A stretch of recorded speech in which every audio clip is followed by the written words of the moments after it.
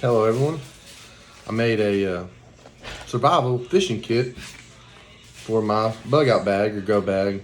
It's probably more of a go bag, but I'll show you what's in it. I kind of went outside and I have a junk drawer, catch-all drawer. Every man has one. I just looked in there, had some stuff in there, and thought, you know what, I'm gonna do that. And I bought this.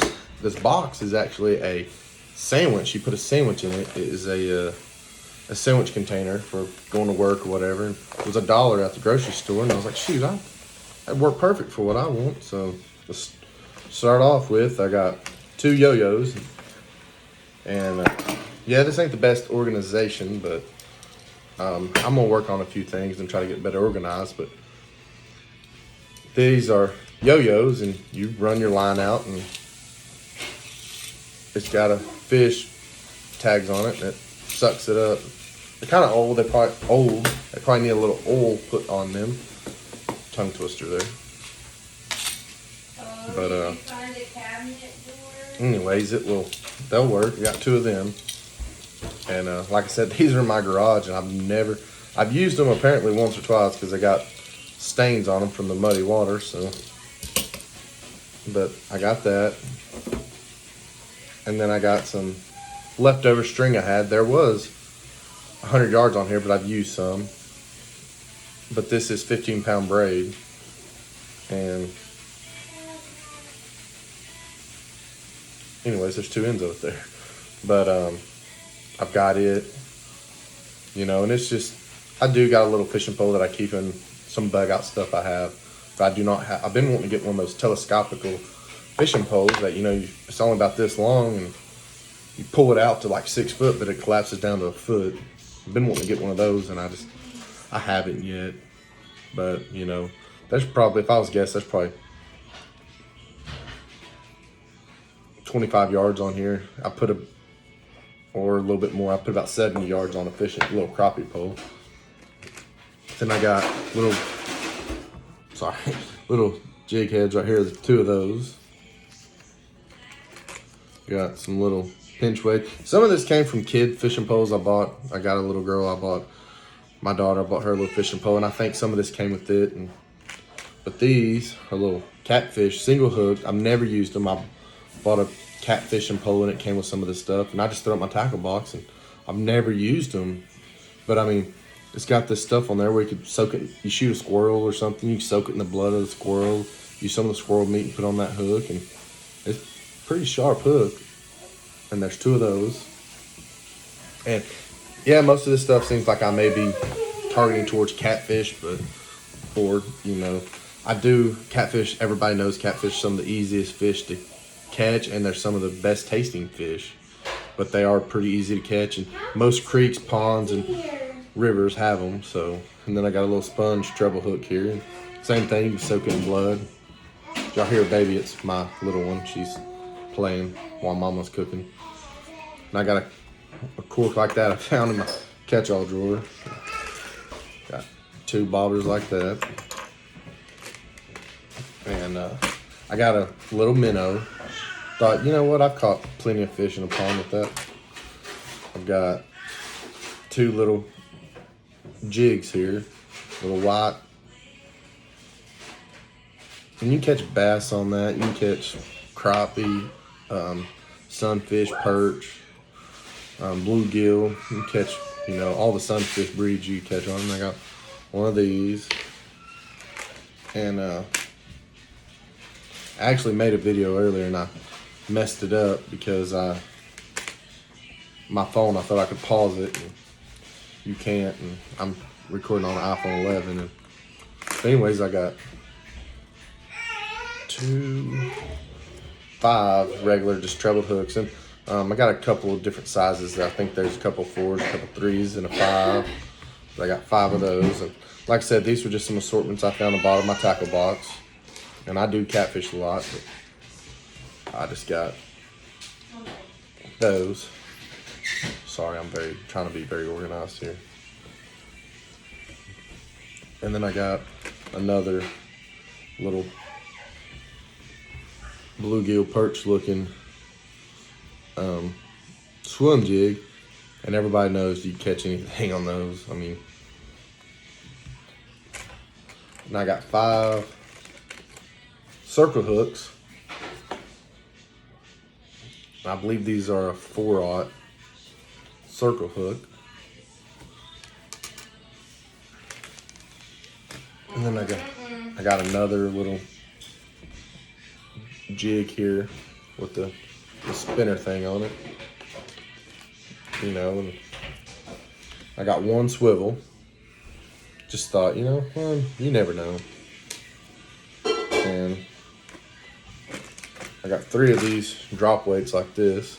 And I'm trying to make this light as possible. That's why I didn't put a whole bunch of weights. And I don't even know what size these are. They were just in the bottom toolbox. And I got 1 little bullet weight. But I mean, you don't have to have weights. I mean, everyone knows in the right situation, you'll do whatever you got to do. And, you know, but I thought, you know, 4 weights, it'll, you know, that'd be all right. I plan on trying to figure a way to put all these hooks in here where they don't get tangled up.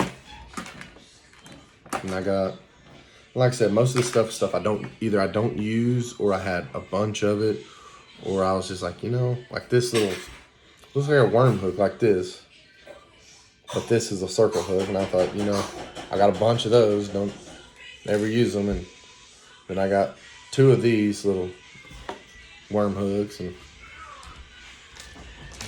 thought, you know what, that's perfect. And then, you know, I know some of you are probably thinking, well, you ain't got nothing to catch a bluegill with, you know, small hooks.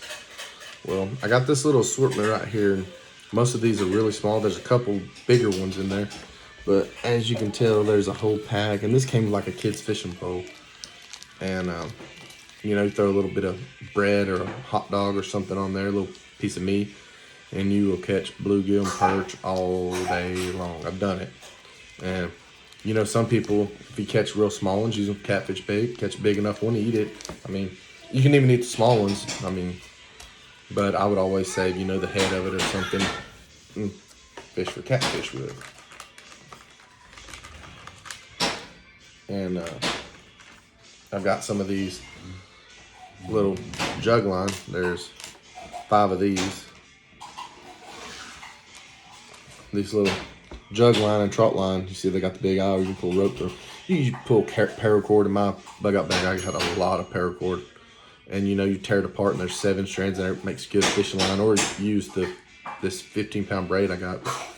When I buy those kits, they come with them. And a lot of times I don't use this small hook because when I go to the lake, I'm after big catfish. But you know, in a survival situation, you'll get anything. But I didn't want to put big, you know, 10-aught circle hooks in here because for one, it takes up a lot of room. And 2, yeah, if you're feeding 15 people, you know, a 25, 30-pound catfish would be nice. You know, and it would really bring the morale up at the camp. Man, look at this big catfish we caught in this creek.